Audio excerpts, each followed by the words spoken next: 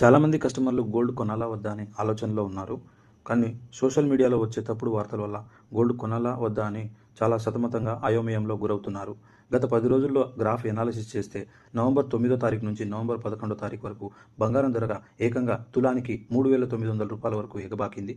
మరలా నవంబర్ 12వ తారీఖున ఒకేసారి రూ. 750 వరకు తగ్గింది. అంటే దీన్ని బట్టి బంగారం రేట్ వచ్చేసి తగ్గుతుందా పెరుగుతుందా అనేది మీరే డిసైడ్ చేయండి ఫ్రెండ్స్. ఎందుకంటే ఫ్యూచర్లో గోల్డ్ రేట్ అనేది పెరిగే అవకాశం ఉంది కానీ తగ్గే అవకాశం లేదు. ఎందుకు అంటే కారణము అమెరికాలో ప్లస్ వెనిజులా ఈ 2 కంట్రీల మధ్య వార్ అనేది స్టార్ట్ అయ్యే ప్రమాదం ఉంది. ఎందుకు అమెరికా టాపిక్ తీసుకొచ్చానంటే ఏదైనా బంగారం పెరగాల తగ్గాల అనేది అంతర్జాతీయ న్యూస్ ప్రకారమే గోల్డ్ రేట్ అనేది డిపెండ్ అయి ఉంటుంది. ఎందుకంటే డాలర్ విలువ అనేది బలహీనపడితే గోల్డ్ విలువ అనేది పెరగడం జరుగుతుంది. ఇలాంటి ఇన్సిడెంట్ వల్లనే గోల్డ్ రేట్ అనేది ఎనాలిసిస్ జరుగుతుంది. సో ఫ్యూచర్లో వెనిజులాకి అమెరికాకి రెండింటి మధ్య వార్ జరిగితే గోల్డ్ రేట్ ఒకేసారి అమాంతం మనం చూడలేనంత హైయెస్ట్ రికార్డ్ స్థాయిలో పెరిగే అవకాశం ఉందని నిపుణులు సలహా చేస్తున్నారు.